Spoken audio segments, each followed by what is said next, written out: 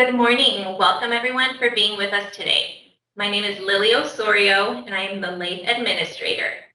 Before we get started, I would like to go over some admin details. Questions. We will have a separate question and answer period at the end of each presentation. If you have any questions during the webinar, please email laif@treasurer.ca.gov and we will answer them during the Q&A period. Nicole Milliron, our LAIF manager, will moderate questions. Live captioning. Access to live captioning is available by clicking on the three dots. This will open a menu on the screen for you to access live captioning. Webinar replay. A replay link and a transcript will be available in the upcoming weeks and will be posted to our website. In today's agenda, we have California State Treasurer Fiona Ma with our keynote speech, followed by Scott Anderson of Bank of the West, discussing economic trends. At the end of his presentation, we will have time for a Q&A. And then our investments division team with presentations regarding the PMIA from our Deputy Director, Jeff Worm, Investment Manager, Kim McCorston, Credit Manager, Tracy Payne, and myself with a little bit about LAIF. And finally, a question and answer period. So with that, let's go ahead and get started. First up is the Treasurer. Treasurer Ma is California's 34th State Treasurer. She was elected on November 6, 2018, with more votes than any other candidate for Treasurer in the state's history. Thank you for being here today, Treasurer Ma. Thank you, Lily, and thank you, Jeff Worm and the team for keeping everything going, especially during the pandemic. And I know that all of the participants here today had an equally difficult time weathering the storm, pivoting, and trying to make sure that we keep our state and our local economies moving forward. And I'm just very proud that at the State Treasurer's Office, we showed up every day. We made sure we were taking in all of the revenues, investing them, issuing bonds even through the pandemic, and making sure that the 13 boards, commissions, and authorities that I chair met consistently every month. We did not miss a deadline, did not miss a regulation change deadline, etc. And so I know that all of us here have done a yeoman's job and what we do, right, to make sure that we keep our fiscal houses in order. Many of you know that I am a real estate tax accountant by training. I started out with one of the big 8 accounting firms and left after 5 years to start my own practice and became president of a small business association at the age of 28 years old. And that was really the first time that I got involved in public service, really helping small businesses who are just struggling every day to make their payroll, yet have a myriad of tax filings and other type of government agencies that are doing oversight. Makes it really difficult for small businesses. So even during this pandemic, I did about 300 Zoom webinars, letting small business owners, veterans, seniors, people with disabilities, understand the resources that are coming from the federal, state, local, and even the private sectors. And the good news is we still have more programs coming. We received about $27 billion from the federal government. Some of it we did roll out already in different type of programs, whether it was to help the restaurants or tenants or our hospital workers, but there is still more to come. Coming soon is the SSBCI 2.0 program. The state is going to get $1 billion split between the iBank and our office that would go to provide loan loss reserves, loan loss guarantees, as well as collateral support to our existing programs. This will enable more participating lenders to lend to those underserved communities that did not get the full assistance or any type of assistance during the pandemic.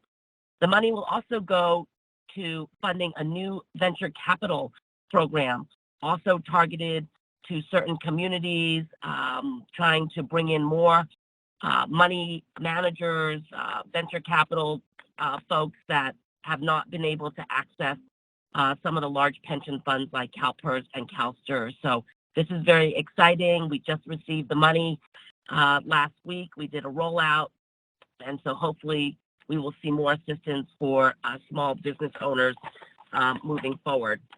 We're also very excited to report on our CDAC website. If you go to our Treasurer's website, www.treasurer.ca.gov, and go under the program CDAC, there is an education tab.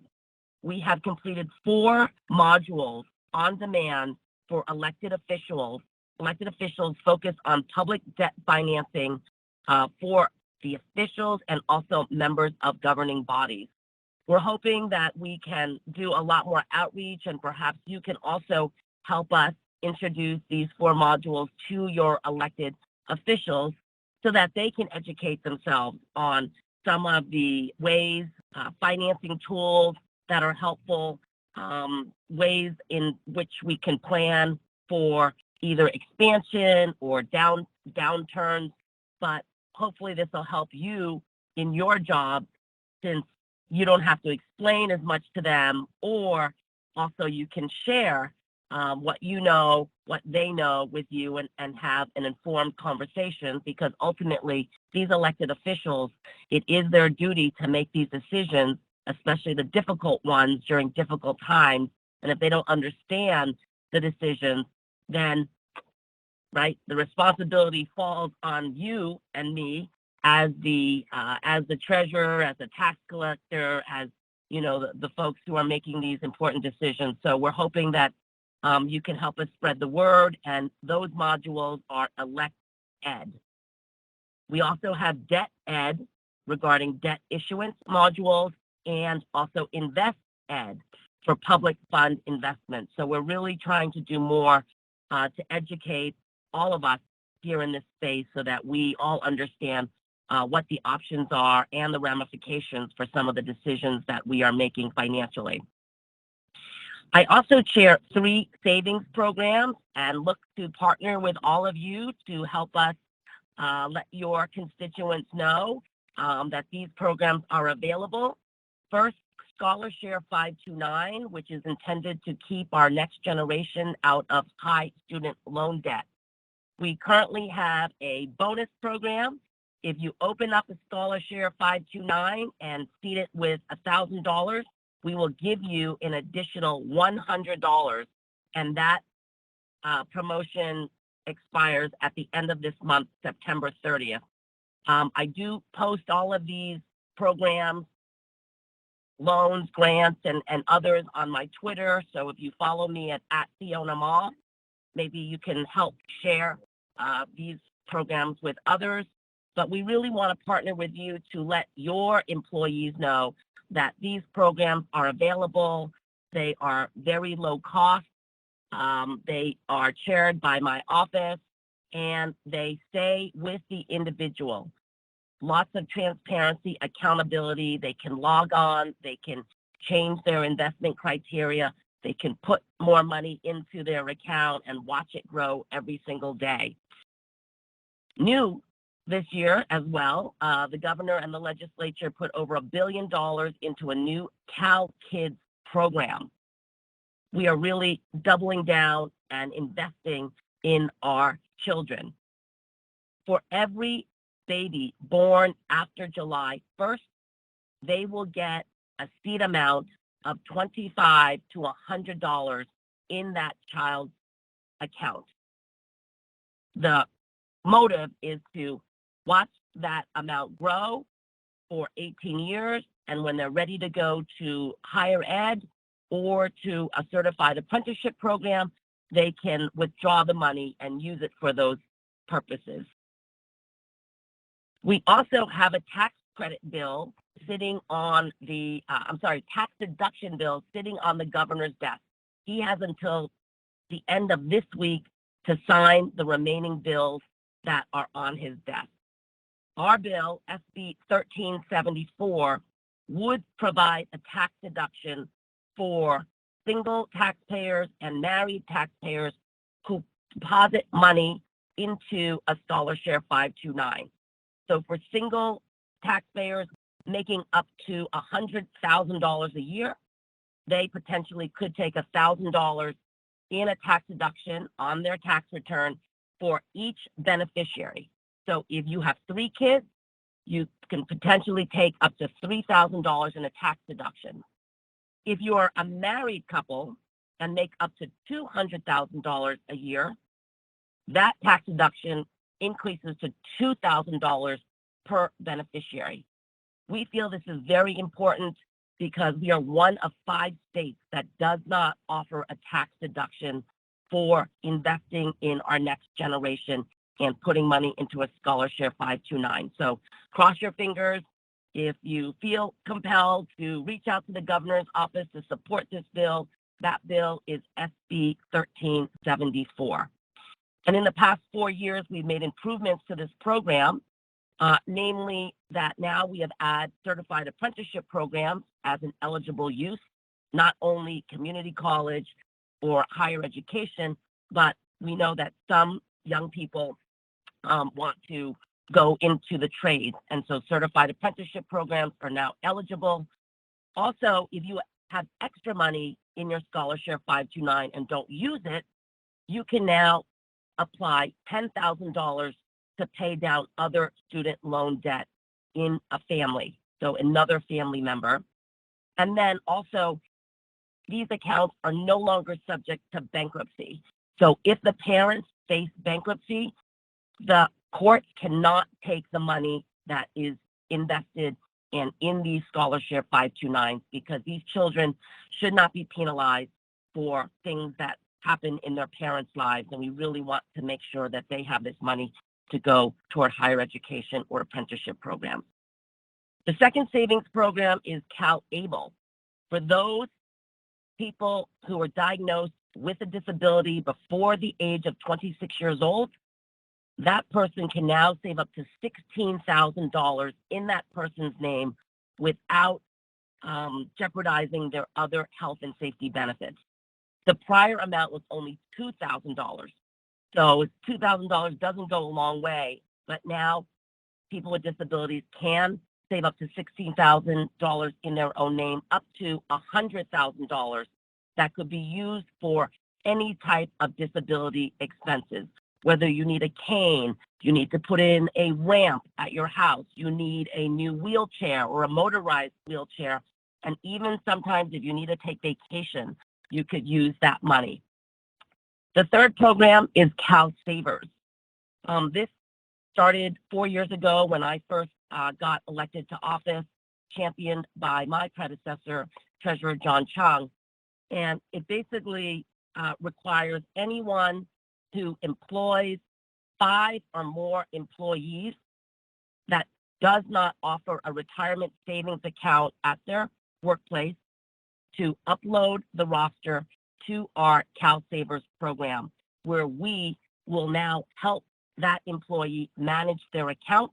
It stays with the employee, it is portable, and once that small business owner or business owner complies with uploading to CalSavers, they no longer have any sort of legal or financial liability moving forward.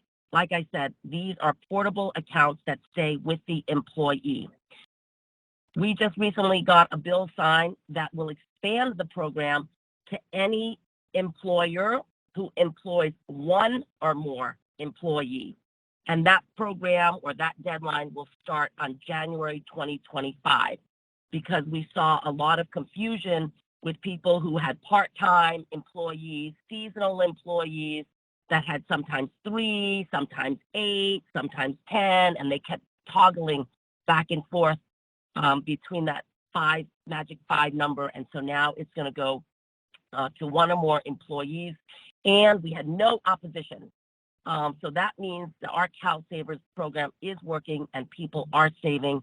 It is easy to use. Employers love it. Employees love it. And we're very, very happy that the governor signed that bill. And another new program that you might hear about. That is the California Dream for All program. My treasurer's office was tasked with putting out the RFP for the study. California Forward won the RFP. It is online on our website, as well as if you want to just Google California Dream for All, you will find the report. But essentially, starting probably not next year, but probably the year after, California will help with down payment assistance for low-wage workers, mid-size workforce taxpayers, because we know that some workers cannot save that 20% for a down payment. And so California will be engaging into it's called the Silent Second program, where we will now share the appreciation with the homeowner.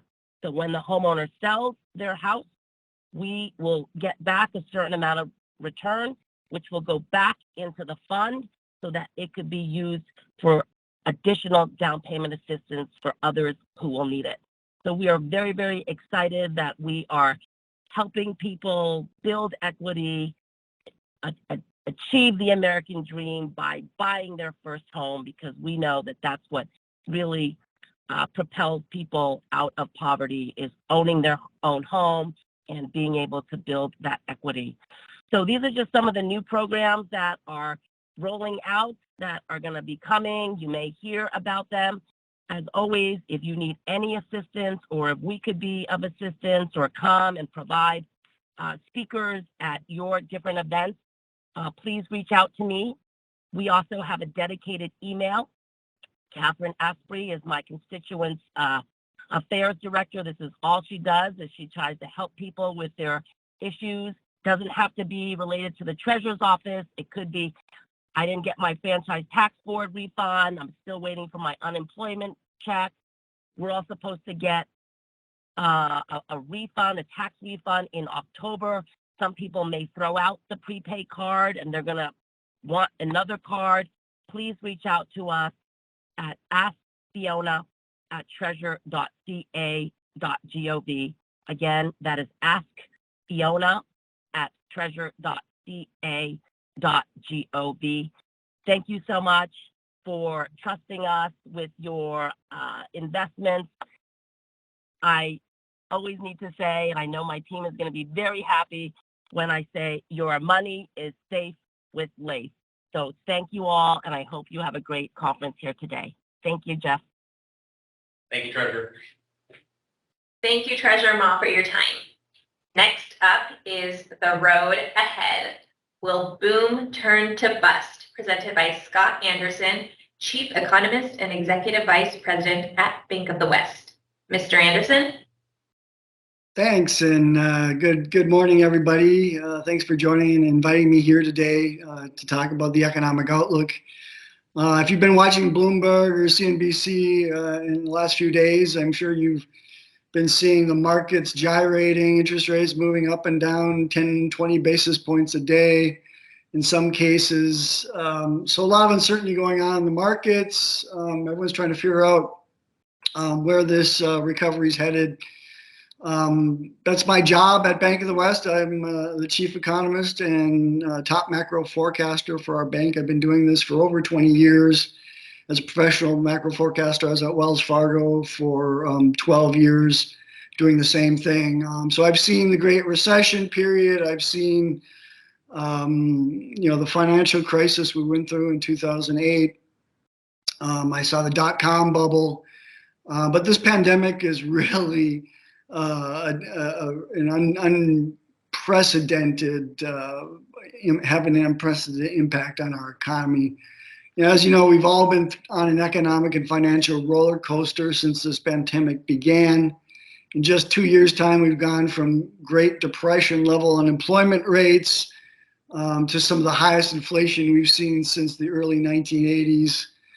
We had unprecedented fiscal spending from from the federal, state, and local governments, totaling about 6 times the amount of spending support we got in the Great Recession period. And then we had the Federal Reserve that really went all out to stabilize financial markets when this pandemic began. They dropped interest rates to zero, and they built the balance sheet up to about $9 trillion. So we've really gone through unprecedented economic shocks as well as policy support and shocks around that. But now we're in a whole different environment, right? The Fed's now making emergency interest rate hikes. They're no longer supporting employment growth, but trying to bring down this high level of price inflation we've got. And it's not just the Fed, but other major central banks as well. Just in the past week, we had the Bank of Sweden raise their policy rate by 100 basis points. We had the ECB the last couple of weeks raise their rate by 75 basis points. We had the Bank of England raise their rates by 50 basis points. So we're seeing this. Almost every central bank in the world is raising rates now. Absent China, where we're actually seeing them cutting rates a little bit. On top of that, I think we've got big global concerns here, more than we actually have concerns about the U.S. economy and outlook. There's an energy crisis in Europe right now due to the war in Ukraine. It was just reported this morning they lost pipeline pressure in the Nord Stream 1 and 2 pipelines. It might be sabotage, but what we know is that there's going to be a huge energy shock.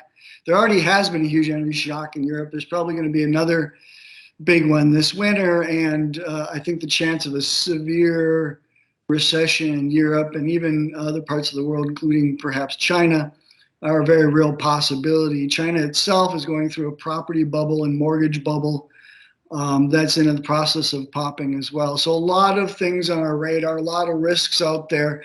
Almost all of them right now are to the downside. So that's what I think you're seeing being priced into the markets in recent days. And the risk of recession has certainly gone up. And now, as you'll see in my presentation today, our baseline forecast for the coming year is that we will enter at least a mild recession for the U.S. economy, probably in the first half of next year. But before I get into those details and talk about what that means for the markets and interest rates, let me start a little bit, give you a little bit of background on where we've been.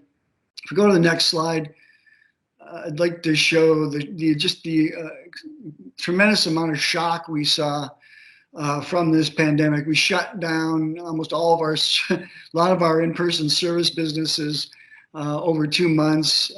Immediately, U.S. GDP dropped by about 10%. Peak to trough. That's a shock of almost a magnitude of 3 times what we had over a 1.5 year period from the Great Recession. So it was an unprecedented shock. 22 million jobs were lost almost overnight. And then we had this incredible rebound off of the policy stimulus we had from both the Federal Reserve and the federal and state governments. And so we really had an unprecedented recovery.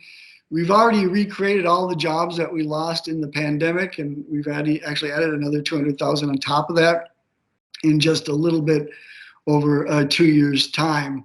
Coming out of the Great Recession, as you know, it took almost 10 years to get back to full employment levels for the U.S. economy. So it's really been an unprecedented recovery. But that boom is now in the process of unwinding and could really end up into more of a bust situation. The question is how deep and how prolonged is that bust going to be?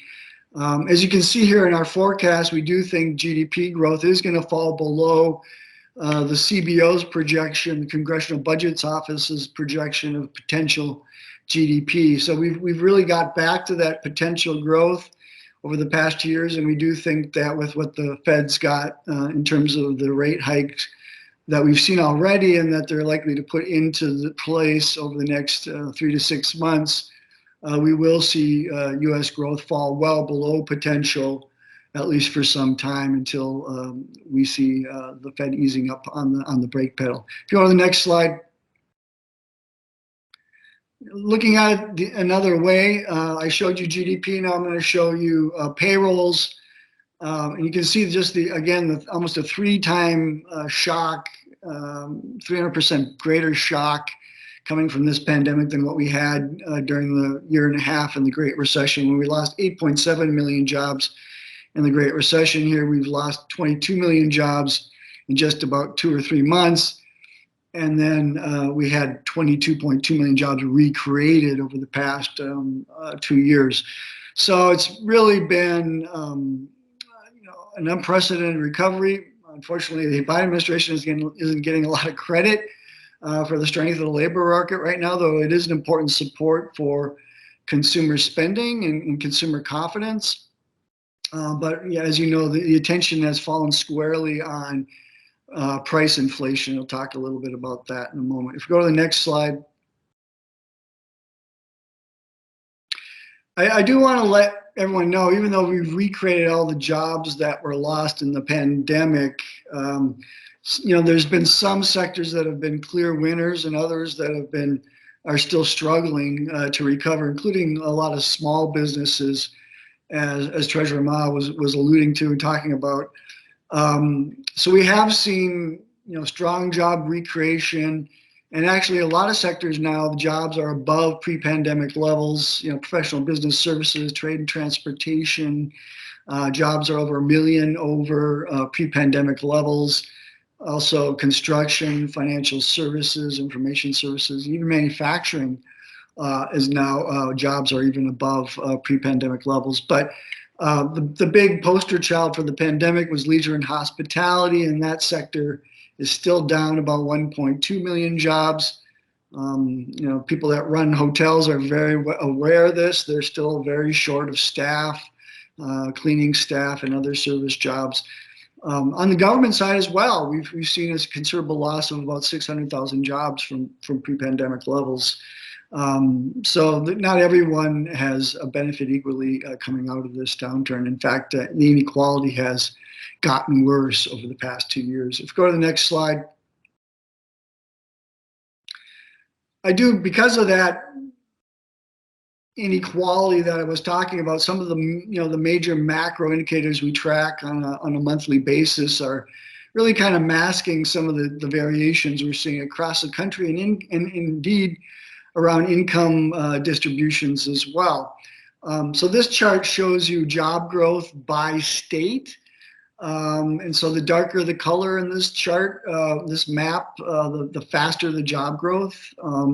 So California, our home state, actually has performed quite well over the past year. We had a 4% gain in payrolls over the past 12 months through August, and California recreated another 677,000 jobs. So a really good performance. Not top performance though. Texas actually beat California, up 5.7%, Nevada up 5%. Even Florida, Georgia, and New York eked out almost 5% gains in employment over the past year. But we do see a lot of that job growth shifting to the south and western half of the U.S., where the Midwest and industrial Midwest states are tending to lag a bit. If we go to the next slide.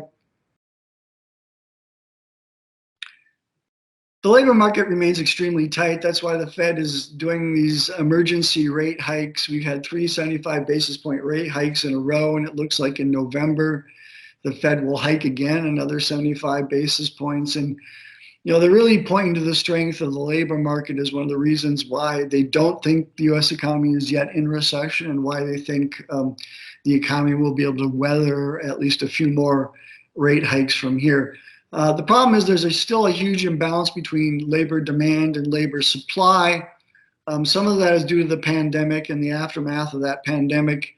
But there's no doubt about that the demand for labor is some of the hottest we've seen since the 1960s. This chart you see here is basically the excess of job openings. There's about 11 million open positions right now in the United States and a little over 5 million people unemployed. So we have excess job openings of about over 5.5 million openings. You see, compared to any cycle we've seen, even the peak before the pandemic, where there's only an excess number of jobs, about 1 million. So this is really a problem, and what the Fed's trying to do is rebalance the labor market and rebalance that supply and demand, because it is pushing up nominal wages, wage growth, In nominal terms, on average hourly earnings is growing at over a 5% pace right now, which isn't conducive to bringing inflation back down to 2%. So, the message coming from Jerome Powell and the FOMC last week was very clear, that they're going to continue to hike rates until they see a noticeable shift in the labor market, which probably means more slack, which means a higher unemployment rate for those of you following at home. If we go to the next slide. So this is our latest forecast on the unemployment rate. We do think we've hit the low point in terms of U.S. unemployment for this recovery from the pandemic. I do think we'll see the unemployment rate rising at a gradual pace next year. By the beginning of an end of 2023, we think the U.S. unemployment rate will be closer to 4.8%. And that's more than a percentage point above where we were just a month or two ago. So that would qualify as a mild recession. It's probably equivalent to the U.S. economy losing about 1.4 million jobs. It's still a relatively mild recession by historical standards. So there is, I wouldn't call it a soft landing as a possibility, but I do think, some of the more dire forecasts out there is not our baseline view. And we will need some slack, and we will need to bring that U.S. unemployment rate well above, I think, 4.4% to generate the decline in inflation that the Fed's looking for. If we go to the next slide. So why not a recession or a deep recession at this point, given what the Fed's been doing? We're also coming off of the pandemic relief spending. That's actually pushed real incomes much lower. But as you can see, consumers have been able to build up a huge war chest of savings throughout this pandemic. Part of that was due to the pandemic relief spending that we saw, which was really unprecedented amounts of savings. And now that era is obviously over, we're now seeing consumers having to dip into their savings to maintain their spending. So you're seeing, even on the deposit side at the bank, we're starting to see those deposits starting to come down. But even though people are dis-saving now and actually pushing down their savings rates, they still have about $2.6 trillion in excess savings to draw on. So that's still a huge war chest for them and will allow them to continue to spend. And there's actually a little bit of an upside here. If the Fed is successful in bringing inflation down, those people that are able to keep their jobs will actually see a boost in their real income growth, and that will actually be supportive of spending. So there are some cross currents here. It's not all doom and gloom for the U.S. economy and the consumer. Household balance sheets have never been stronger in my career, and I've been doing this for 25 years, so that this is a good place to start, even if we enter a recession over the next 3 to 6 months. I think the consumer still has quite a bit going for them. Go to the next slide. The household wealth effect has been huge. Obviously, we've had a huge run up in the stock market. We had 2 years of 20% plus home price growth. Obviously, that era is changing now as well. But there's been a huge explosion. It was almost exponential growth in household wealth. You add that to the pandemic relief spending, and there's no surprise that we're fighting some of the highest inflation in 40 years. It was just an awful lot for the economy to take in when supply chains were disrupted, when people couldn't come in because of the pandemic, and fears about the coronavirus. So we are seeing stocks dropping. We just fell into a bear market yesterday in the stock market, which means a decline of over 20% in all the major indicators. We're up a little bit today, but we do think there's further downside in the market. So some of this gain is going to disappear, but not the bulk of it, and that's still going to be a good tailwind for consumers going forward here. Go to the next slide. It also makes the Fed's job harder to bring inflation back down to their 2% goal. The other thing I wanted to show is just the unprecedented nature of the consumer spending we saw throughout the pandemic, and largely due to the relief payments we got, mostly from the federal government. We've never seen a stronger recovery in real consumer spending coming out of a recession. On average, we're slowing down quite rapidly now from the peaks we hit early last year, but still on average, consumer spending has been growing since the recovery started from this pandemic at over a 7% pace. You can see that all the expansions going all the way back to 1949, in especially the last few expansions where we only saw consumer spending in the 2 to 3% range. It's a whole different animal right now. We had this huge explosion of imports, port backlogs developed as well.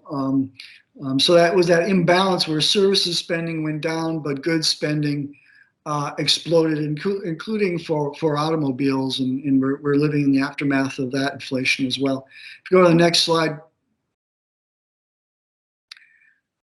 So this year's been quite different. The Fed really, put the markets on notice in December of last year that they were going to stop supporting employment and shift to their other mandate, which is maintaining stable prices and bring inflation back down to their 2% target. So they started hiking rates in March.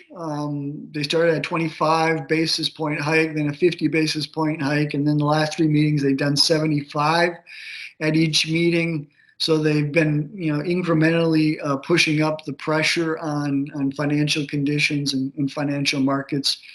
The good news is we're really not in recession at this moment in the U.S. economy. You certainly don't see that in the labor market. There were still over 300,000 jobs created last month, in the month of August, for the U.S. economy. But even in the GDP data, if we look at an average of gross domestic income and real GDP growth, growth did slow to a crawl in the first half of the year, but wasn't actually, even though the GDP prints were negative. Technically, that's a recession. The 2 negative GDP prints in consecutive quarters. A lot of people use that rule of thumb to call a recession. In our view, we're not quite there yet. Growth did slow to a crawl, but a lot of the decline in GDP in the first half of this year was really due to disruptions from the pandemic, movements in the supply chain that whipsawed trade balances, and also a shift in inventories. There was a buildup of inventory last year, and we worked that down in the first half of this year. So overall demand was still growing. The expansion continues, and we see that in the PMI measures as well.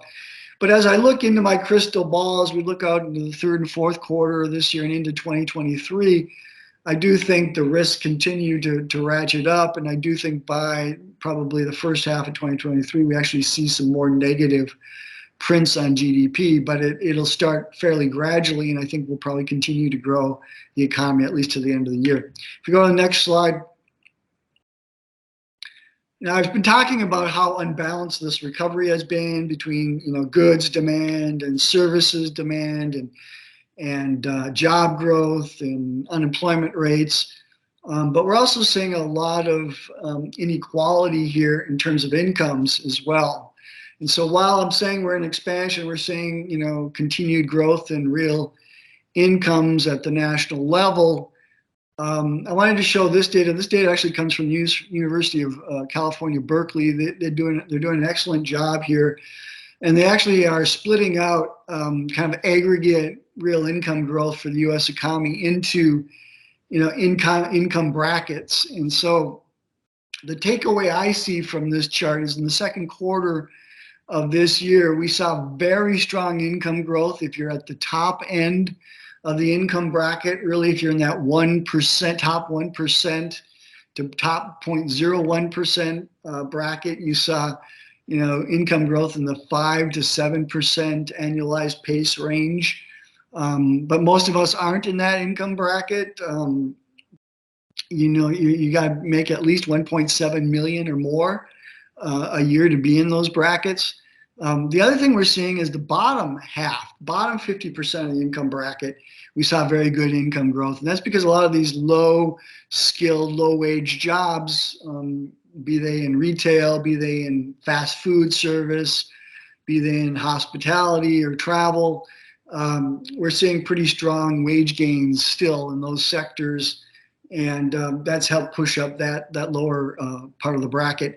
The middle, if you're in the middle range, which means kind of an average income of about $94,000 a year, we're really not seeing any real income growth from that middle 40% of the bracket. So it really does depend on where you are and sort of what you're seeing in terms of this economy and how it's playing out. If you go to the next slide.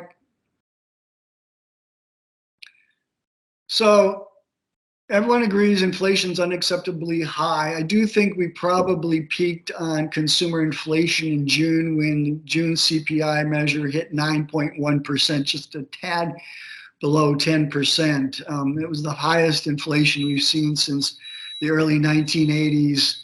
But as we go forward here, we are seeing some relief. You know, gasoline prices have been down strongly over the past couple of months, even though here in California, we're starting to see those gasoline prices moving back up. So by no means are we completely out of the woods yet, though we are seeing more and more evidence of some relief on a lot of the measures that we track on a daily, monthly, and quarterly basis. That gives us some confidence in our forecast, along with the continued Fed rate hikes, by the way, that we'll see this inflation problem slowly dissipating next year and probably picking up some steam as we get into the second half of next year. Though I still think by the end of next year, inflation is going to remain uncomfortably high, probably well above 3% still in the fourth quarter of next year. So the Fed won't be able to declare victory very early next year, and they'll probably have to keep interest rates high at least through 2023 and maybe even start to think about cutting rates maybe at the end of the first quarter of 2024. If we go to the next slide, I would say, though, there's still a lot of uncertainty around these inflation forecasts. So what's going right? Well, on inflation, we are seeing futures prices, commodity prices, the raw materials that we use for production of goods. Those prices are coming down quite sharply. A lot of that is due to the slowdown we're seeing in China, the strength we're seeing in the dollar, the slowdown we're now starting to see in Europe and the UK as well. So we are seeing lumber prices kind of back down. Lumber was one area where we saw huge price increases in gasoline. We're now seeing a broad cross-section of commodities now where we're seeing prices starting to come down. Though you'll see that food inflation remains stubbornly high, and we're just starting to see a little bit of relief maybe on cattle prices, but corn and wheat prices remain very high, and so we're not seeing a lot of relief yet on the food and beverage side of the equation. But it's a good start, and we expect to see more in the months ahead. Go to the next slide. The other thing we're seeing is supply chain disruptions, the shipping backlogs. Looking at the port of LA and Long Beach, we had 30, 40, 50 ships waiting to unload last year around September, right before the holidays. Right now, it's more like 10 or 11 ships or even less. And so we've seen those container rates coming back down from their nosebleed levels. They're down about 77% if you look at container prices from China to the U.S. West Coast. So we're kind of back down to where we were at the beginning of 2021. So that's a notable feather in the cap the Fed can look at. And the Biden administration can point to their help in leading to some relief there. If you go to the next slide. The Fed also has this global supply chain pressure index. It takes into consideration a much broader cross-section of indicators, including container prices, and it's more of a global measure. And the higher the number here shows that the more pressure on those global supply chains, shortages develop as a result of that. The good news here is through August, it's been coming down quite rapidly. Still not back to normal by any means. The war in Ukraine, in Russia, in Europe has already has aggravated these measures, and we did see a little bit of uptick for a month or two. But that's the slower demand now is starting to have an effect. So that's good news. If you go to the next slide, it's all in line with our forecast. There's a couple of things working against the Fed, though, in terms of bringing inflation down. One of them is the inflation we've seen in the housing market and in the rental markets. As you know, here in California and around the country, rent pressures have been tremendous. It really was related to the work from home phenomenon and how migration trends changed when the pandemic began. We've seen a lot more increase in rents in the suburbs and exurbs than we have seen in the city centers and high density housing cities. But even there, we're seeing 10, 15% rent growth now from the pandemic, from the start of the pandemic. So these are unprecedented rent increases. It's putting a lot of pressure on households, and it's also keeping our inflation rate continued elevated. We're just continuing to see now that rent inflation now feeding through into the shelter and housing component of the CPI index. And part of the reason why we haven't seen a lot of relief yet on overall headline inflation. If we go to the next slide, I do think we'll see some improvement there as well. The other thing we're starting to see now with the drop in gasoline, energy, and other commodity prices, we are seeing consumers starting to factor in lower inflation. It peaked, like I said, a few months ago on a lot of these inflation expectation measures. They're starting to come down. This data comes from the New York Fed survey of consumer expectations. The good news here is it's moving in the right direction. It's still too elevated, and the Fed will like to see these moving lower. But again, this is another sign that maybe we'll get a handle on the inflation problem by the end of next year. If you go to the next slide. The other thing we saw is with the drop in gasoline, consumers very rapidly cut their expectations for inflation from gasoline and from food, by the way. We saw a nice relief in the last August survey around food as well. So those are two categories where consumers are looking to some relief over the coming year. But there's other categories here that haven't really budged at all, like rent, like medical care, like college education. So like I said, we're not completely out of the woods yet, and the Fed's going to have to continue to work on demand here to try to bring down some of these broader service categories that tend to be more sticky. If we go to the next slide. The other thing we're seeing weighing on the consumer is just the fact, we had this explosion in inflation, but also the unwind of the COVID relief payments. So we have had negative real income growth for more than a year now. At one point, it was down 21% year over year, and that was really due to the unwind of the early 2020 pandemic payments. But still, it's still negative because people's incomes, even though they're picking up, wage growth is picking up, it's still not keeping pace with nearly 9% inflation. So this is a headwind for consumers, and part of the reason why you're seeing more and more consumers having to cut back on discretionary items. We're also expecting to see them cut back on autos and housing purchases and focus more on their necessities like food and rent and medical care. If we go to the next slide. So while I don't think the U.S. economy is yet in recession, I will say that the housing market is already in recession. We've had the worst collapse in housing affordability on record. And it's a combination of the record high home prices that we got over the past 2 years, the quick run up in housing prices that weren't matched by income gains. And then, of course, the increase now in mortgage rates. 3-year mortgage rate is sitting at 6.5% today. So housing affordability nationally now on a fixed rate mortgages is actually below where we were at the height of the housing bubble right before the Great Recession in 2008. So that's bad news. It means, the housing market's got to go through a correction, as Jerome Powell said. We've been slashing our forecasts on home sales and housing starts, and marking down our home price forecasts as well. We don't see a collapse in home prices yet, certainly not in every market around the country, because we're coming from a pretty good, a very tight supply situation. And just today we got new home sales, and we saw a big jump in home sales up 28% in the month of August, and that was partly due to the fact that inventories had built up a little bit, and builders cut their home prices, and that led to people trying to piling back in, and mortgage rates did dip a little bit as well in August. That's probably not sustainable, and we're going to see further weakening in the housing market going forward.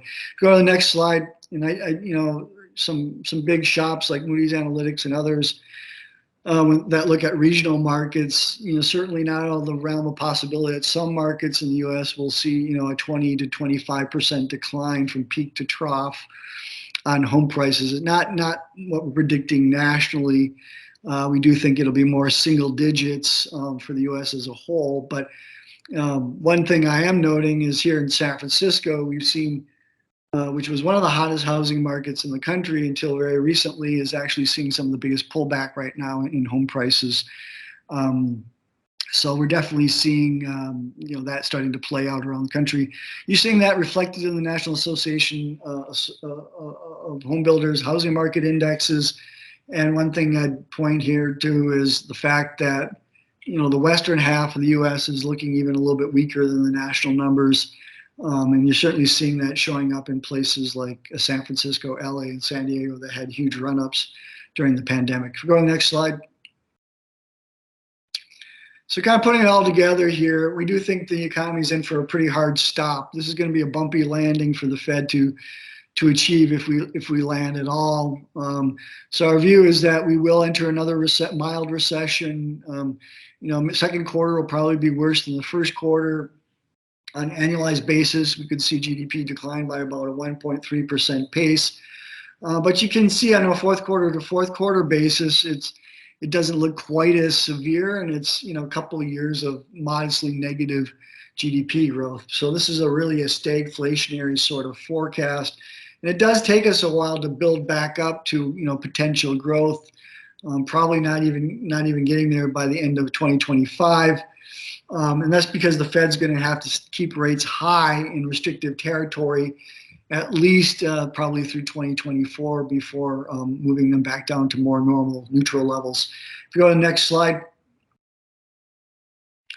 So just very quickly, on the rate side, we do think we're going to get to about between 4.25 and 4.50 on the Fed funds rate by the end of the year.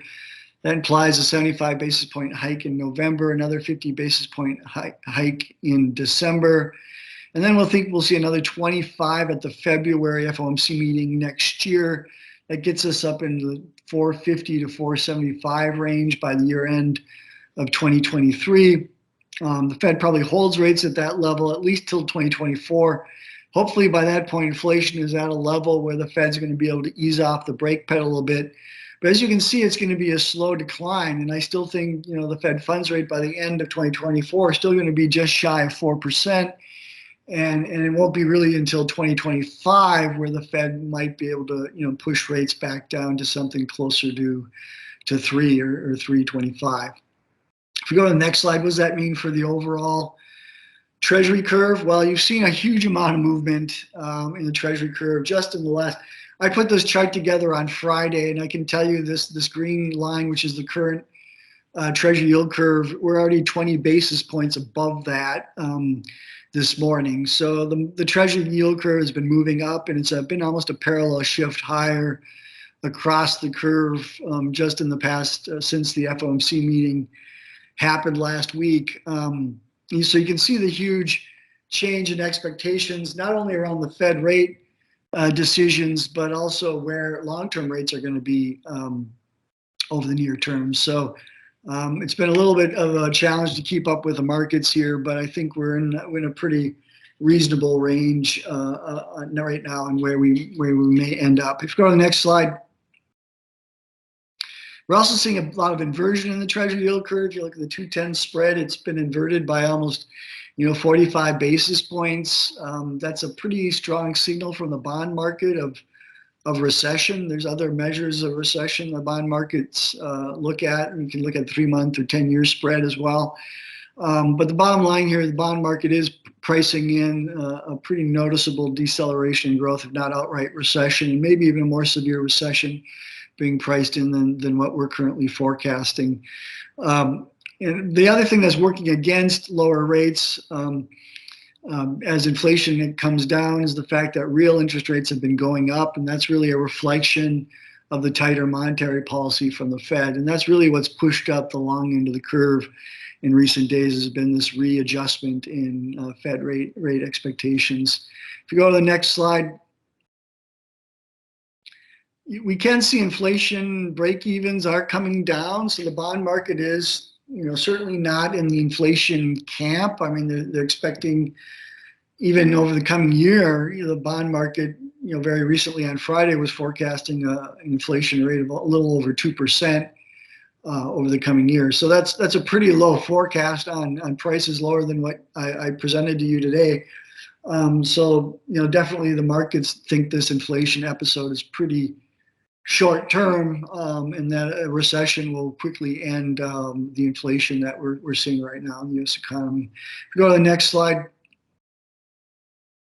So kind of putting it all together here, I do think we're going to see an inverted yield curve probably continuing into the end of next year. And that's really due to the fact that the Fed is going to over tighten on the short end, inverting that Treasury yield curve and probably holding at those levels until they bring inflation down. So I do think the 10-year has more upside from here. We've been trending at around 3.9 on the 10-year just in the past day or two. I think we get up to about 4.3 on the 10-year, still below the Fed funds rate. And again, that's because we think the Fed will eventually have to cut rates.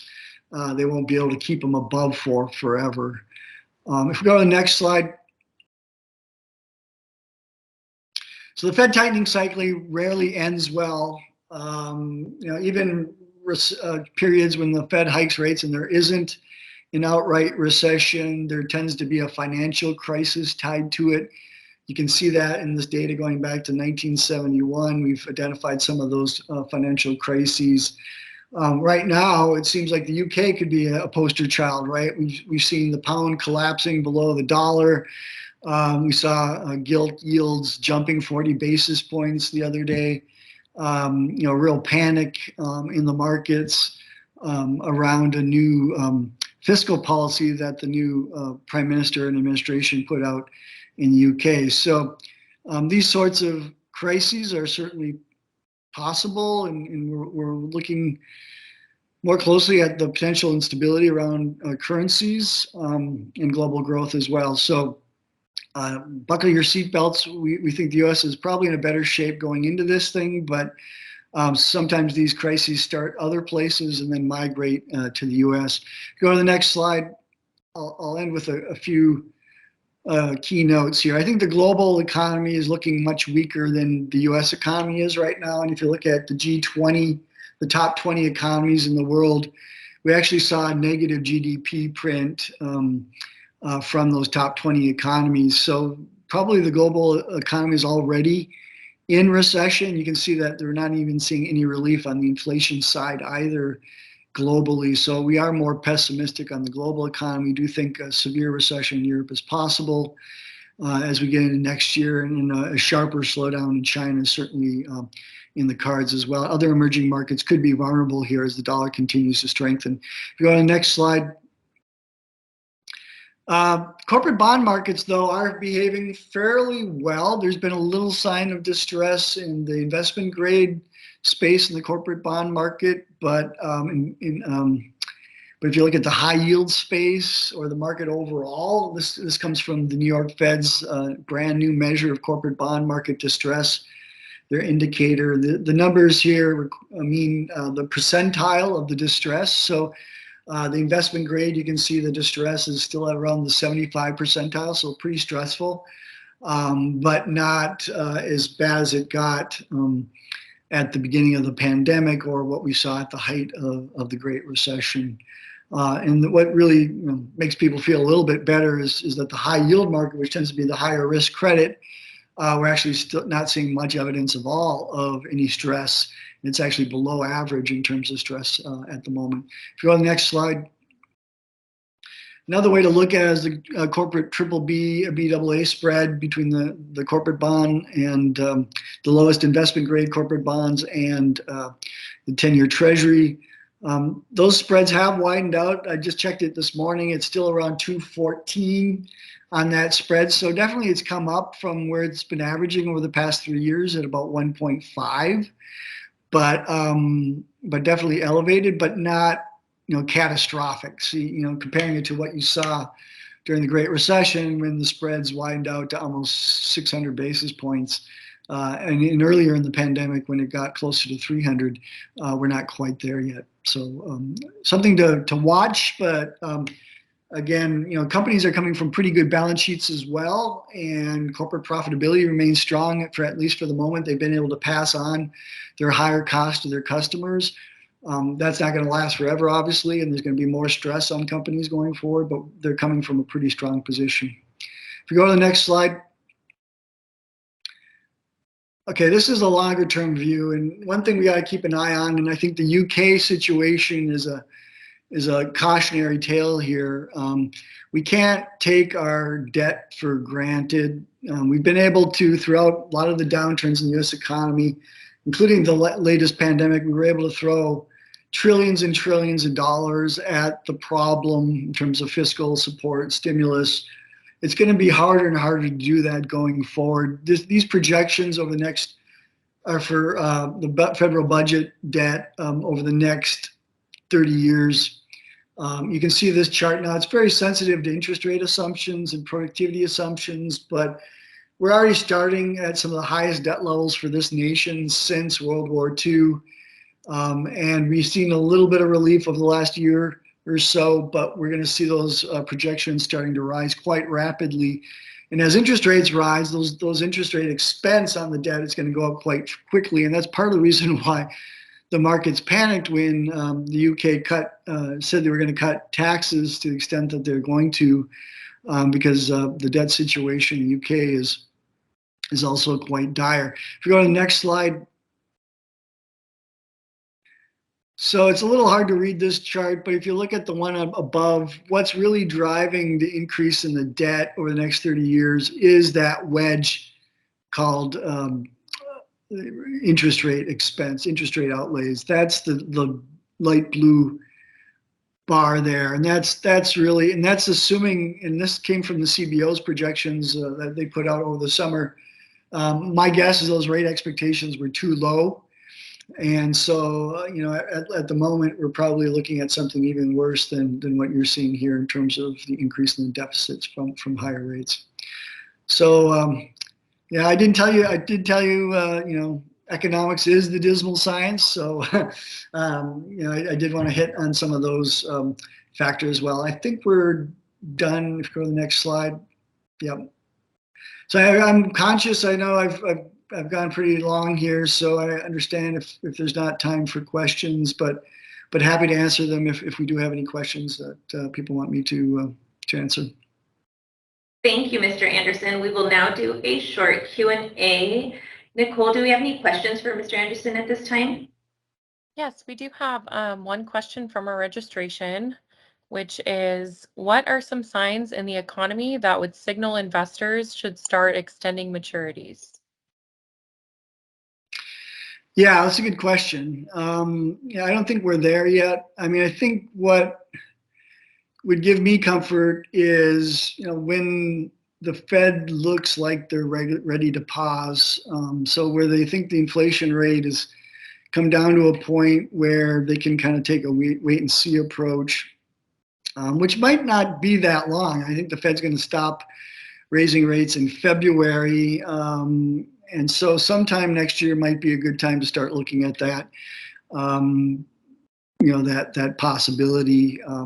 There's going to be some opportunities with the volatility we're seeing with the markets moving 10, 20 basis points a day in some cases for investors to, take advantage of that volatility and take advantage when there's some bargains out there and some high quality debt.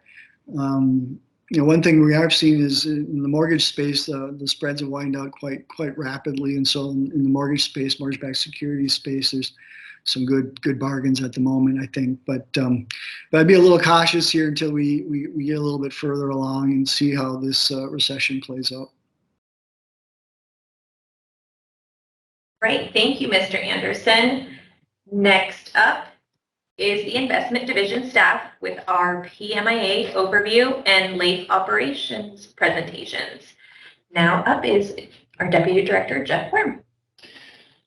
Well, good morning, everybody, or almost afternoon. Thank you for joining us. It's an honor to get an opportunity to speak with all of you again. Before we get digging into what we do here in investments, I just started looking at some headlines from last fall, like right after we met with you, from just in California headlines.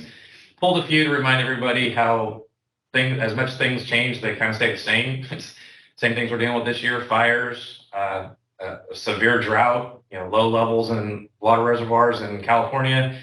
And then I think I've seen some weather forecasts saying we're going to get more of these atmospheric rivers and these atmospheric monsoons, and it's just this rapid back and forth craziness with the weather. So it's a lot like last year again and the year before, and it's just kind of reminding everybody this is kind of happening again. All right, next slide, please. All right, so here I took the Fed release from last November, just 10 months ago, or 11 months ago almost. And just remind everybody where we were. It's really easy to get caught up in where we are right now, and we just heard from Mr. Anderson where things could be going, and things were a lot different less than a year ago. So just to highlight a couple things, I highlighted a couple sections, but in essence, the Fed said they're going to let inflation increase to have an average of 2% over time, and that they're going to keep the Fed funds rate, or the target rate, from 0 to 25 basis points until inflation has risen to 2%, is on track to, quote, moderately exceed 2% for some time. Next slide, please. So this is a bigger shot of the dot plot at that time. Every single Fed member said, nope, we're not raising rates in 21. Only half, or literally split evenly between one rate hike this entire year, 2022. 3 thought there might be 2 rate hikes this year. Next slide, please. Oh, wait. Yeah, go ahead. So I added a couple cartoons on here. One says, I see you will be making wildly wrong forecasts. And all of us got tired of hearing about this one. Inflation is transitory. Next slide, please. So in December, the Fed met again. Here's the new dot plot in December. Okay, so yeah, all of them agree that rates are going to go up. One member said it's only going to be 1 rate hike. All of them said at least 2, and a couple of them out there thought they were the wild and crazy 2 people there that thought it was going to be over 1% by then, 2022. And all right, next slide, please. Oh yeah, that's right. The rate hike is coming. The rate hike is coming sometime. We're not quite sure when, but it's coming. All right, next slide. Well, now we're in March, and the Fed has raised their rates 1 whole quarter of a basis point, and now the Fed members are all over the place with their predictions, which is kind of what we're having to invest through. This has been a wild, crazy ride. These people who get to make these decisions aren't even in agreement on which direction it's going to go. And this is just 6 months ago, people. This is less than half a year. They were still half the people thought less than 2% by year end, the other half over. We had one person out there, one wild and crazy guy or woman, saying over 3% by year end of this year. You can see kind of some forecasts over here on the right side that I added. Not a whole lot of aggressive thoughts on what rates we're going to do, even at that time, 1 quarter into this calendar year. Next slide, please. All right, now we're into June's Fed meeting, and now we're all up over 3% by the end of this year. Only 5 over 3.5%, which is where we got to last week. So even in short amounts of times, this stuff is changing rapidly. And it affects what we do. We pay attention to it. Just kind of walking everybody through where we were last year when we met to where we are today. On the right, as you can see, when they raised it 75 basis points in June, that was the most aggressive rate hike since 1994. We haven't seen this stuff in almost 30 years. Next slide, please. All right, so again, just a snapshot to show you how fast the Fed funds rate has increased. Go ahead and hit me again. That escalated quickly. For those of you who know Ron Burgundy, I just thought it would be kind of funny to throw that in there. Things are changing really fast, and yes, it has had an impact on the pool and LAIF, and we'll get into more detail later about that. Go ahead, next slide, please. And I'm moving quickly because we are a little short on time. I would have spent a little more time talking to you guys, but as things we're paying attention to, I'll do these 3 real quick, and I'm going to hand it off to the investment team. We're paying very close attention to the China-Taiwan conflict. That can have an impact on a lot of things throughout the world. We're also paying attention to the Russia-Ukraine situation, but most importantly, we continue to pay attention to Chair Powell and the Fed and what they are going to do, what they think is going to happen next. And we're moving quickly, so I'm going to go ahead and pass this on to Kim. Okay, good morning, everyone. Thank you for joining us today. I wanted to start my presentation with the first page of our monthly report. So this is an overview of what the PMIA looked like on June 30th of this year, which is our fiscal year end. To start with, we'll go to the bottom of the page and look at that total number, which represents the portfolio total. So this number has continued to grow the past fiscal year and was approximately $235 billion as of June 30th. This is an increase of over $40 billion from the prior fiscal year when, you may recall from last year's webinar, the portfolio took a big jump to $193 billion. So moving back up to the top, this portion covers Treasuries. Treasury bills and notes combined make up approximately 68% of the portfolio. If we then add in the agency debenture and discount note lines below, we have almost 87% of the portfolio invested in Treasuries and agencies, which actually is in line with our investment policy that sets the goals and objectives of the portfolio. And with that, safety is a number one goal, followed by liquidity and then yield. You'll hear us say that a lot. We'll get back to the other top securities coming up. Next slide. Okay, so this is a snapshot view of where we were 10 years ago, where we are today, and what the 10-year average was in between. Again, you see the Treasuries are a big part of the portfolio. This goes back to the financial crisis when we started to focus more on safety-driven products in addition to necessity because of how large our portfolio has grown. We have had the opportunity to invest in more agencies this year, so you'll see that percentage has grown some. And you'll see the CDs and banknotes 10-year average is 16%. However, as of June 30th, the percentage was only 6%, and that, again, is due to the large size of the portfolio. Slide. Okay, so this slide's been around for a while. This bar chart is a visual of the portfolio composition the past 10 years.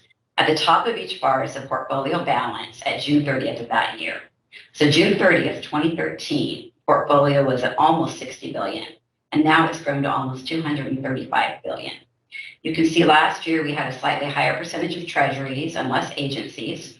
Agencies last year were a little harder to find, but thankfully, recently this year we've had more options in the agency land. So just as the PMI has been growing, LAIF has also grown the past few years. Much of my time here, for many years, LAIF seemed to hover between 20 and 22 billion, and it always seemed to be 1/3 of the portfolio. That was pretty standard.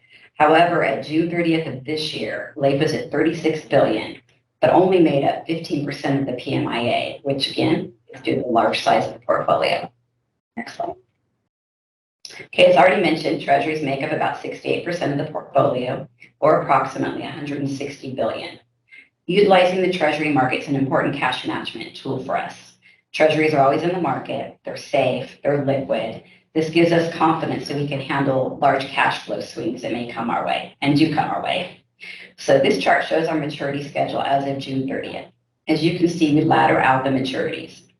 It's become a little more congested the past couple of years as we started taking advantage of the 4-month cash management bills when they became available.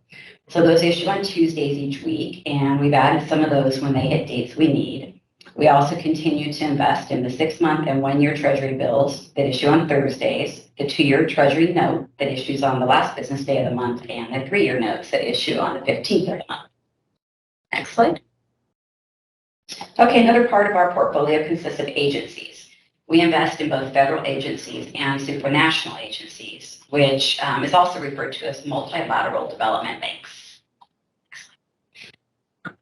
As of June 30th, agencies made up about 19% of the portfolio, or approximately $44 billion. This slide shows a breakdown of agency debentures and agency discount notes. Discount notes are very helpful to us. In recent years, Fannie Mae and Freddie Mac have become harder and harder to find.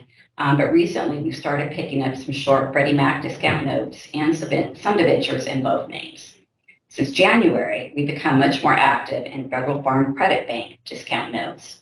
Once we cleaned up government code, which I'll talk about a little bit later. Federal Home Loan Bank and World Bank, or IBIRD, are in the market often, and from time to time, we'll see IFC, or International Finance Corporation, NIADB, which is International American Development Bank. We've also added more debenture callables to our holdings, so we're pretty well diversified in the agency arena. And now I will pass it over to Tracy. Okay, I'm going to talk about our certificates of deposit, commercial paper, and our corporate bonds. Those are highlighted on that pie chart, and combined, they currently make up just over 10% of the portfolio and totaled about $25 billion on June 30th. On the next slide, you'll see a couple of colorful graphs. These are the breakdown of the CD and CP holdings by issuer on June 30. One of our goals is to maintain a diverse mix of issuers and programs to ensure that we're minimizing our risk and credit exposure to any single firm or institution. So each issuer is represented by a different color on these graphs.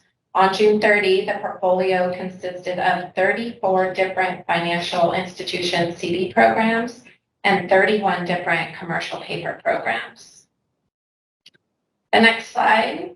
This is the breakdown of the 31 different commercial paper programs. 27% of those holdings were in corporate names, which was about $3 billion. 15% were in asset-backed commercial paper programs, almost $2 billion, and 58% were in financial institutions, just under $7 billion.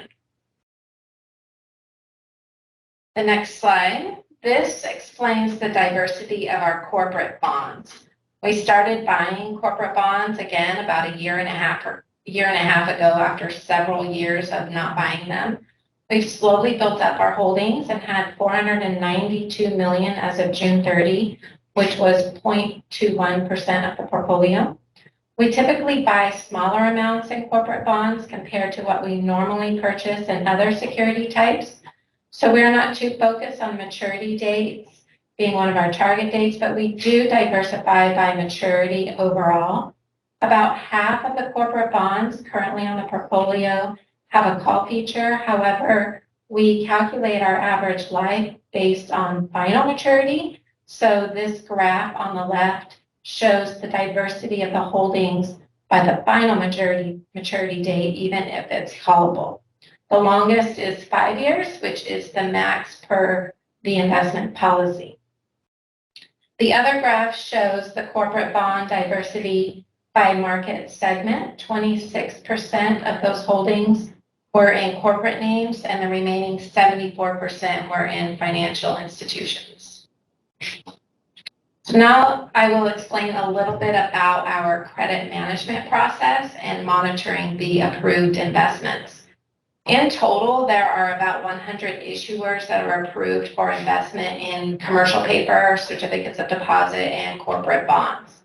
Since our number one goal is safety, it is critical that we ensure the PMIA is protected, so we monitor the credit strength of each approved issuer on an ongoing basis. We collect data and information from the primary rating agencies, S&P, Moody's, and Fitch, as well as from other reliable news sources. This information can include their credit ratings, a credit analysis, such as the reasoning behind their rating changes, their financial results, overall performance reports, also their industry outlooks, and any other important news that could have an impact on the issuer and would be critical for us to consider as part of our evaluation. We then use the collected information from these sources to, at minimum, ensure the investments are in compliance with government code and the investment policy. And from there, we analyze how the ratings and financials are changing, because we need to ensure that the stability and the financial strength of each issuer. And then we evaluate their performance and any news events and determine what kind of impact those might have for us and how we're going to proceed with that information. And at least weekly, the critical information we've collected is consolidated and documented and discussed amongst the team. And whether the information is positive or negative, we determine if that will generate a change in our investment strategy. And sometimes a change in strategy can be subtle, such as how much we are investing or the length of time of an investment. And other times it can be more straightforward, such as if we stop investing in that name completely until the deficiency is resolved. The next slide talks about our process to add new authorized investments.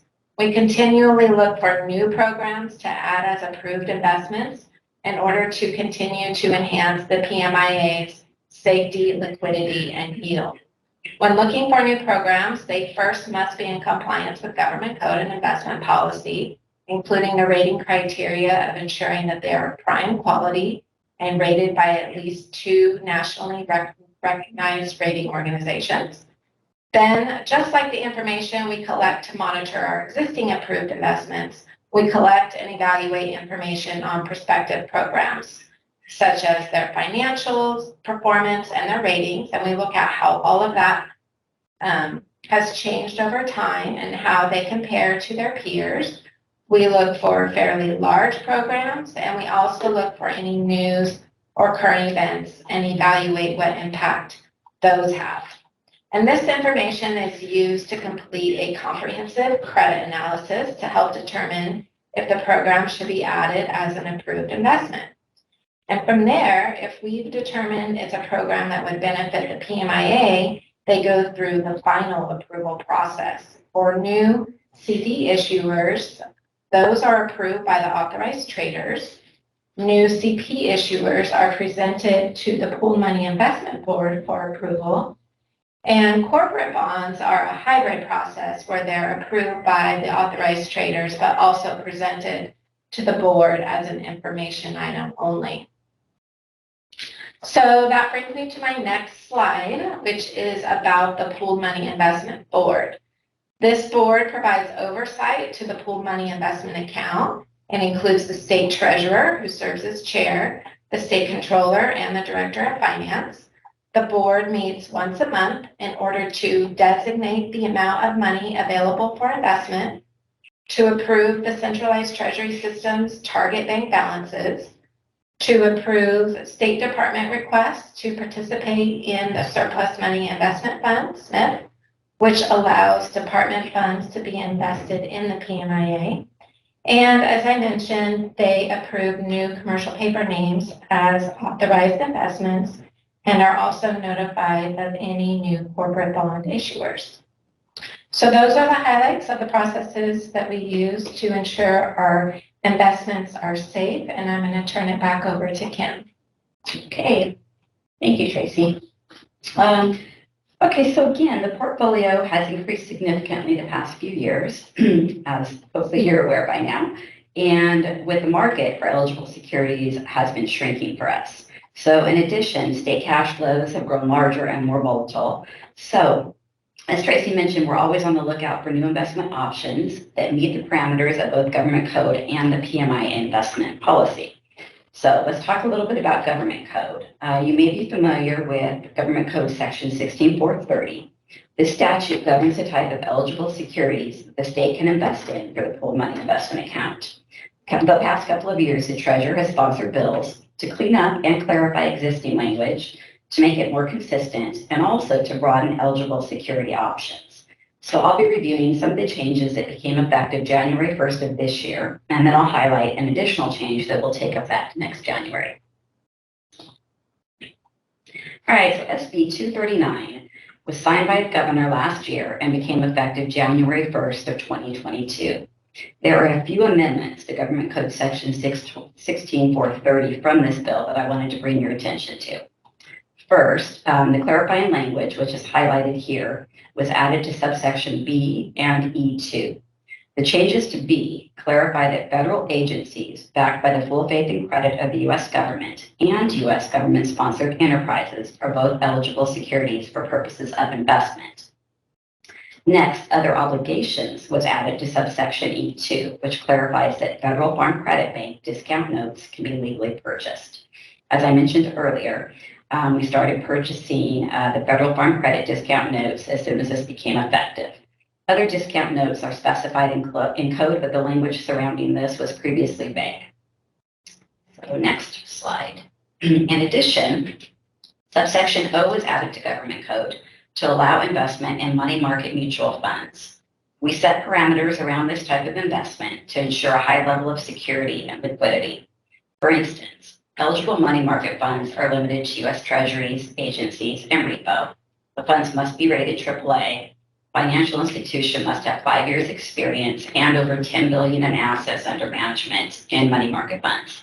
We won't pay a commission, and there's also limits on the amount we can purchase. So we do plan on investing in these funds in the near future. They'll be a good resource during times of market volatility, and they'll provide additional flexibility, diversity, and liquidity to the portfolio. Next slide. So AB 869, this was a separate bill, and it added subsection E9 to government code. This allows for the purchase of foreign government bonds listed by the IMF or the International Monetary Fund as an advanced economy, and it's backed by the full faith and credit of that country. There is additional criteria and limitations that must be met in order to invest in this type of security, and those are spelled out in this subsection. All right, so that brings us to current legislation and Assembly Bill 2332. This bill has been signed by the governor, and the changes will take effect January of next year. Again, there was some renumbering and some cleanup, but we also added to the supranational language. Next slide. Okay, so subsection M, which lists the supranationals we're allowed to invest in, was expanded to include the European Bank for Reconstruction and Development, or EBRD, and the European Investment Bank, or EIB. Supranationals, also called multilateral development banks, are set up by sovereign states, which are shareholders. The EIB is sometimes described as the largest multilateral development bank. Next slide. So I wanted to give you an idea of how these two stack up against the supranationals that we actively invest in. S&P publishes a yearly report on supranationals, which includes comparative data. As you can see, EIB and EBRD are rated AAA, and their rating factors range from strong to very strong. Both of these products are in the market often and in large U.S. denominations, so this makes them a viable option for our portfolio. We always take a conservative approach when we start investing in a new product. So those are the recent legislative changes in a nutshell. I do want to point out that just because a security is allowed by statute does not mean we will invest in it. We strictly adhere to our investment policy, which is a little more limiting than government code. And in addition, as Tracy spoke to, we're consistently monitoring credit, watching the market, listening to the news in the street, formulating strategies to prudently invest state and local governments' idle cash while we're effectively managing the state cash flows. And with that, I will turn it back over to Jill. Okay. Before I do that, I want to pick up on what something you just said right there. It is important to remember anything you see on the website that we're authorized to purchase doesn't mean we are purchasing. If you have any questions, please call us to clarify.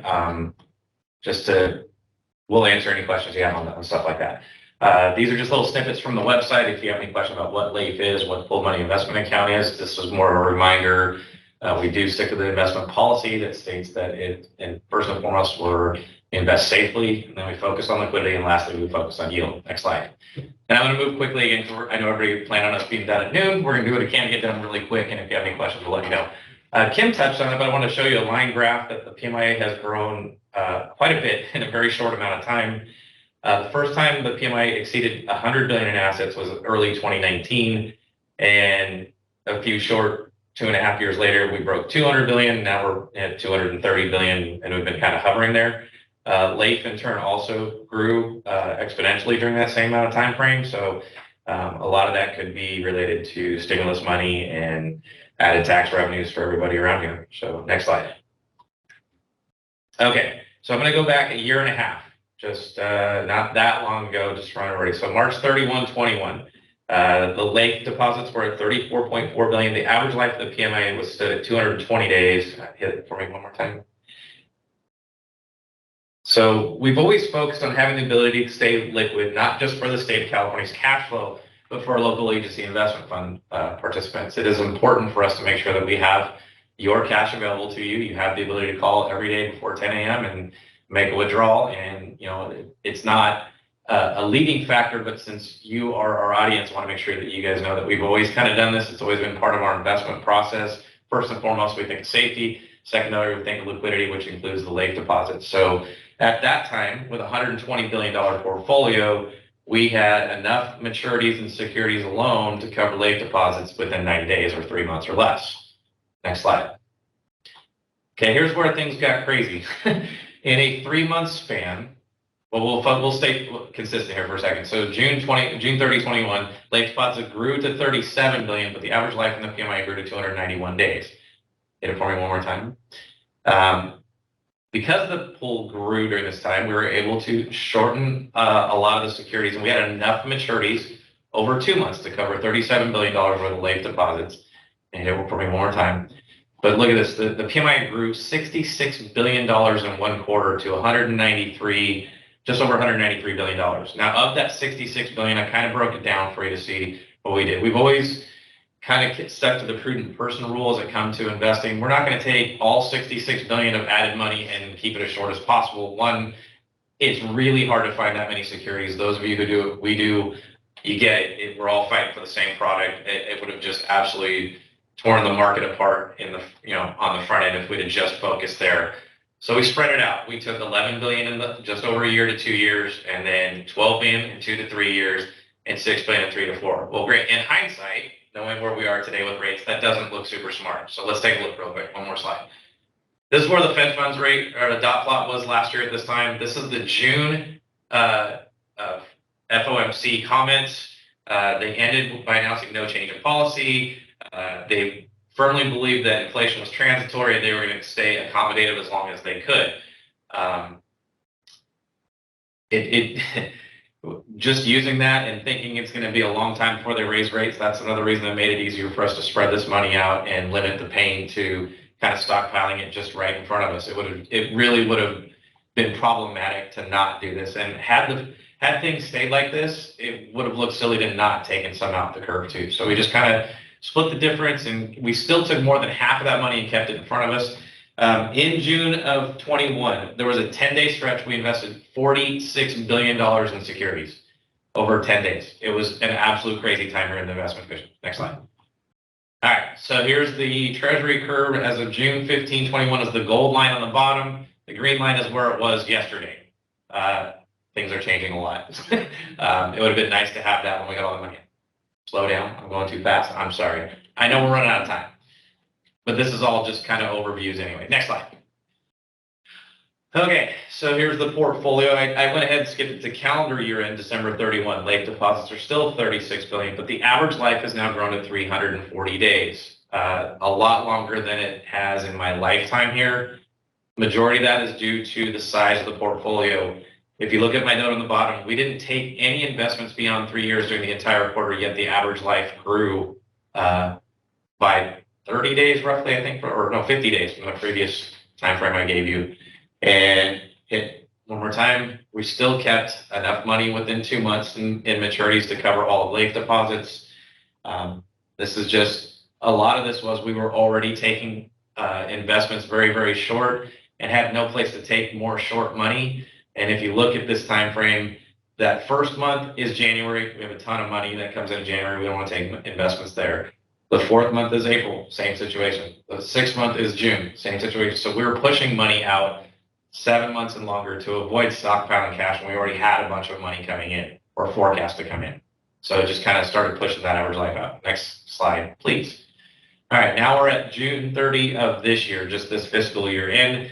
LAIF is still around $36 billion. We've been able to bring the average life down to 311 days. It's under 300 days as of this week. It is a focus for us to stay short. You just kind of get the feeling that the income to the state is going to slow down. Local agency investment fund participants, you guys are going to be using your money. It's early in a fiscal year. Everybody starts spending money. So we are consciously focusing on the short end in front of us. Go ahead and hit one more time. We're still covering LAIF deposits within maturities of the next 2 months. Well over $100 billion in securities maturing in 5 to 6 months. It's a lot that's turning over. The size of the portfolio is very large, which is kind of, again, just doing what we've always done, spreading the money out the curve as it comes in, has added some average life to the pool, which is kind of, go ahead, hit the next slide, please. I'm sorry, we'll go to the next slide. This is just kind of showing you where we were a year ago. to now, a year and a half ago, June of 21, when we got all that money, is that bottom line. Just 3 months ago is the kind of gold line in the middle, and then the green line is what happened when the Fed raised rate last week. It's just everything's moving up in terms of rates and what we're looking at to buy. So clearly, as all of these securities that we're talking about that we have in the portfolio are maturing, they're being replaced by series with much higher yields. Next slide. So what does that mean? With an average life of about 300 days, we trail the Fed funds or any changes in the market by 10 months. It's just kind of the way it's always been, because going back when I first started investments, the director at the time, who was one of my biggest mentors and taught me everything I need to know about this place, kind of used the analogy that the PMIA was so big at that time in the mid 40s to $50 billion range of securities, we were like an aircraft carrier trying to turn around when rates would change. So we've always been slow to react. We always lag the market on the way up. As you can see, the top chart there, the blue dotted line is PMIA, the red line is the S&P KIP index, and the green dotted line is the Fed funds rate. So we've trailed it on the way up at the beginning of that. Go one time for me. And as you can see, we trailed it when the Fed had to lower rates rapidly going into COVID and prior to COVID. And it's just kind of because of the size of the pool and our average life, we lag the market. The inverse is going to be true. As rates are going up rapidly, we're going to lag by that same kind of time frame. It's just a product of the environment, a product of the size of the pool and our investment philosophies. Next screen, please. Again, I'm showing you kind of visuals here. We got the aircraft carrier being surrounded by speedboats that can just change directions a lot faster than we can. You got the tortoise and the hare. The tortoise is the PMIA. We're just going to be a little bit slower, but we'll get there. We're going to get caught up. Going back to something Mr. Anderson said during his presentation about looking out further, when the Fed slows down and stops hitting the brake and relaxes a little bit, give it 9 to 10 months, and that's about the time we'll get caught up to everybody. That's kind of the product of the environment. But as I stole the quote here, the more things change, the more they stay the same. It's again, you go back even further. The chart in the bottom right is from June of 2010. It covers June of 05 through 10. We lagged on the way up at the beginning of that chart, and we lagged on the way down. This is just the way things have always been. We just haven't seen the Fed raise rates this fast and this much at any point in my 21 years here in the Treasurer's office. Next slide, please. We've always kind of focused on the fact that we do barbell investing, which means most of it is a short-term cash flow investing, and then at times we'll take things out the curve 2 or 3 years. Things that I've kind of let slip in these presentations is we ladder invest. Kim mentioned we buy 2 and 3 year notes. We tend to do that pretty regularly when they issue. And again, those we consider items that can help us as cash. We can sell them. Treasuries can be sold at any day in the market. As we get closer to maturity, sometimes in the past when, as I like to say, the planets align, we can sell them to bring down a very large investment day to cover days on the short end, or then flip it into stuff that is earning a higher yield.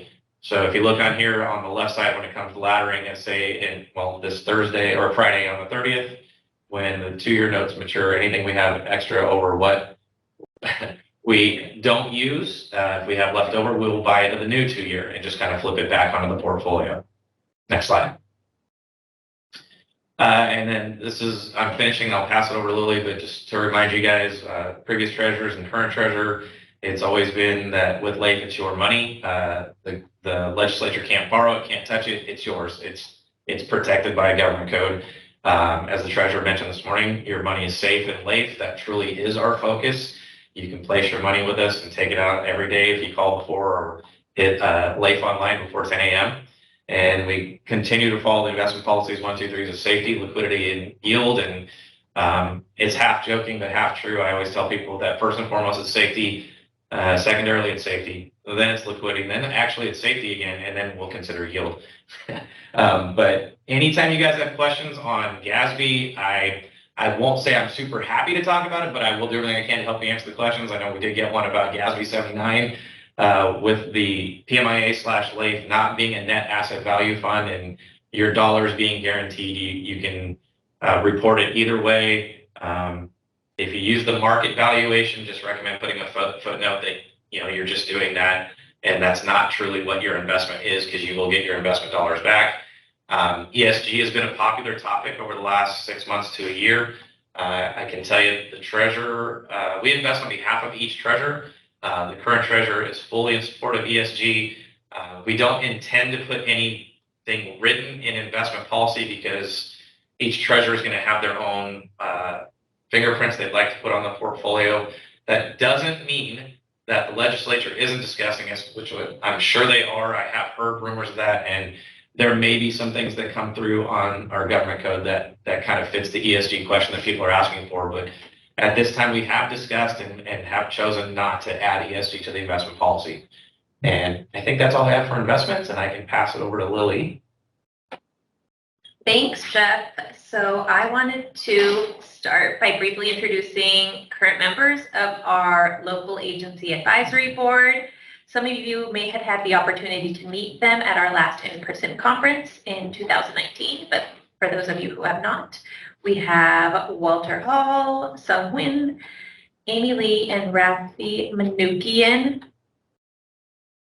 Our advisory board is comprised of 2 members who are qualified by training and experience in the field of investment or finance, and 2 members who are treasurers, finance, or fiscal officers employed by any county, city, or local district or municipal corporation in California. All members are appointed by the treasurer, and the board's primary purpose shall be to advise and assist the state treasurer in formulating the investment and reinvestment of monies in LAIF, and the acquisition, retention, management, and disposition of investments of the fund. Here is our participation pie with the breakdown as of June 30th. You will see a majority of our accounts are from special districts, which really highlights one of the reasons LAIF was created, to be an investment alternative for California local agencies and offer them the opportunity to participate in a major portfolio. I wanted to briefly go over our operations. We call it a refresher for some of you. Our office hours are from 7:30 a.m. to 4 p.m. and we have staff available during that time to take your calls, whether you want to schedule a transaction, open a new account, or for any other general questions you may have. Our LAIF online hours vary a little, since you can schedule a transaction anytime from 7 a.m. to 7 p.m. If you would like more information about LAIF online, please feel free to give us a call or visit our website. A reminder that same-day transactions must be scheduled via phone or online before 10 a.m., preferably not at 9:59 a.m. Transactions received after 10 a.m. will be scheduled for the next business day, or can be scheduled up to 10 calendar days in advance. Our regular accounts have a $75 million cap, and you are allowed 15 transactions per month with a minimum transaction amount of $5,000. I also have some reminders that I wanted to go over. Just please provide us with at least 24-hour notice for withdrawals or deposits of 10 million or more. This not only allows us to make the most effective investment decisions, but helps our cash management division, who we work closely with. Do not schedule your wire or transfer before scheduling a deposit with LAIF. This will result with our office calling you for additional information and potentially affecting your earnings at the end of the quarter. Similarly, deposit transfers from your bank should be received on the effective date of the transaction. Early, late, and canceled deposits disrupt the state's cash flow, investment forecasting, and compensating balances. Lastly, make sure you know your agency's bank wire limit can accommodate the deposit amount. We have recently encountered this with some agencies, which brings us to my next slide. Keep us in the loop. Please keep us in the loop of any changes that may have occurred in your office. Have you switched banks, closed a bank account or two? Has your bank merged with another or changed its name? Possibly updated their ABA number? Please let us know as soon as possible, and that would be with the bank account authorization form that you'll see on the left. Or the next form is staffing changes. Have there been recent staffing changes? People retire, promote, new hires to your office? use our authorization form to let us know. This allows us to best serve you when we are kept in the loop with any of these types of changes. These and other forms can be easily found on our website, which is laif.treasurer.ca.gov.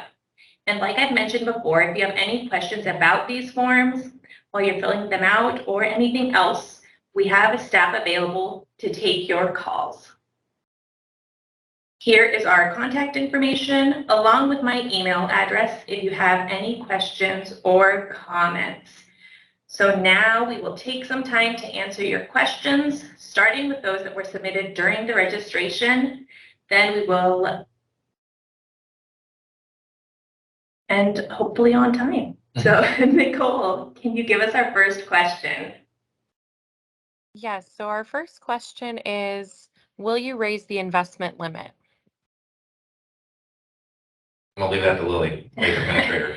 So we constantly reviewing it because we do get asked this often. But at the time, we have no plan to, given the size of our portfolio, like, you know, my fellow peers here have mentioned, our portfolio has grown significantly. So we take that into consideration, but we do, we do hear you and we're constantly having talks about it, but no, at this time, we do not have a plan to raise it. But that doesn't mean it's a no forever. It's just a no right now. Thank you. So our next question is, why is there a low return? Yeah, I kind of covered it, but I'll briefly give it again. So the average life of the securities within our portfolio is right around 10 months now, or 300 days, or just under. And so we're going to lag the market by that amount of time. It takes us that long to get the majority of the securities within the portfolio to mature and come off and be replaced. So it's just a lag of where the market is in terms of the short-term rates.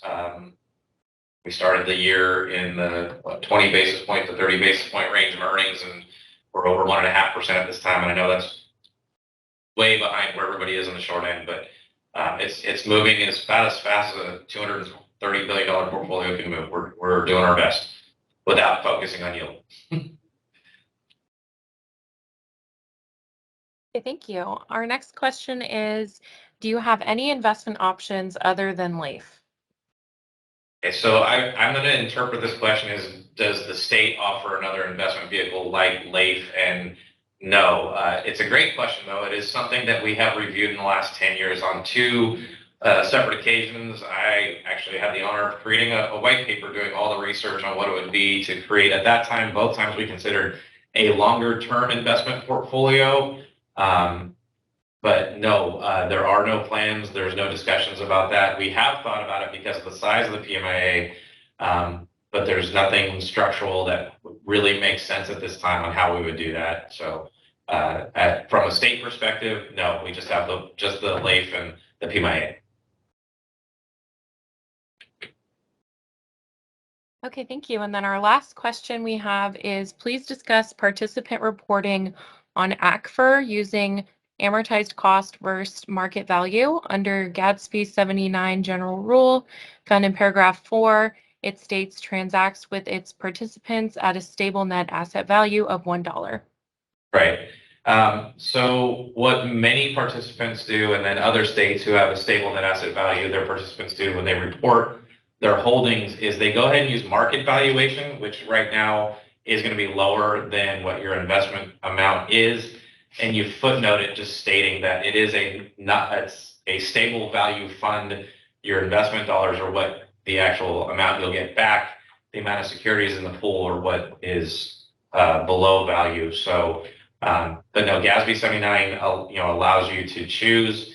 Most people are choosing to go ahead and use the market valuation version and footnoting that information, stating that your investment is protected. You get your full dollars back. So. And if that doesn't answer the question, please feel free to call me and we can talk more about it. Okay, thanks. That's all the questions that I have. So at this time, we'd like to thank our keynote speaker, Treasurer Fiona Ma, and our guest speaker, Scott Anderson from Bank of the West. From all of us in LAIF and the Investment Division, we thank you for attending our 2022 LAIF webinar. Thank you and good afternoon.